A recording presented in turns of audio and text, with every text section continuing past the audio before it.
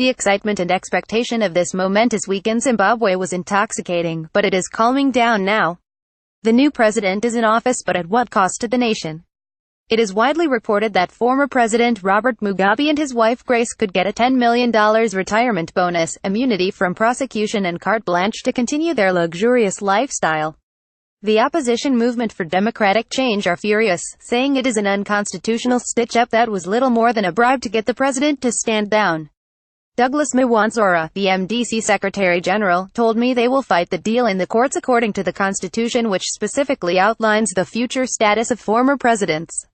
Image: Robert Mugabe led Zimbabwe for more than 30 years. This looks pretty much like a big bribe for the president in return for something, and one can only think that it is in return to stepping down, he said.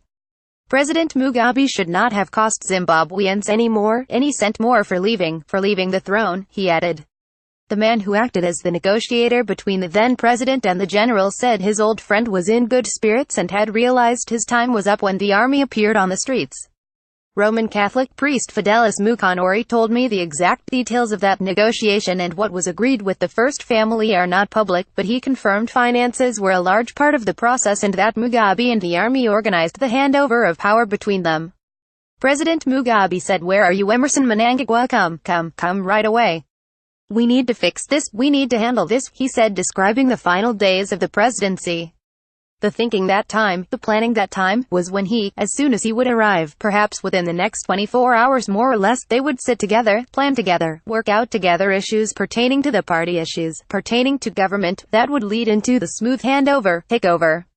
Video: faint applause as Mnangagwa thanks Father Mugabe on the question of money and assets. He added this: "If that what belongs to him through his own hard work is his, what is the problem?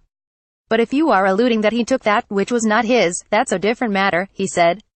The ostentatious excesses of the first family irritated everyone in Zimbabwe. Pictures posted on social media of Grace's sons out clubbing, showing off $1,300 drinks bills and pouring champagne over a $60,000, an attempt by Grace and her supporters to take over the president's ZANU party, and the sacking of Mr. Mnangagwa. All these things together were simply too much for the military to accept. So they acted. Image: Mrs. Mugabe had made no secret of her desire to succeed her husband. It was a coup in all but name. Outside of Harare and the major cities, the poverty of Zimbabwe is quite striking. Just a few minutes into the countryside, people who will always have lived a simple rural life are suffering terrible hardship. They are poorer than they have ever been and they have no work. The new president is promising an economic revolution, but many will question if handing millions to a former leader who was responsible for all this is really a good start.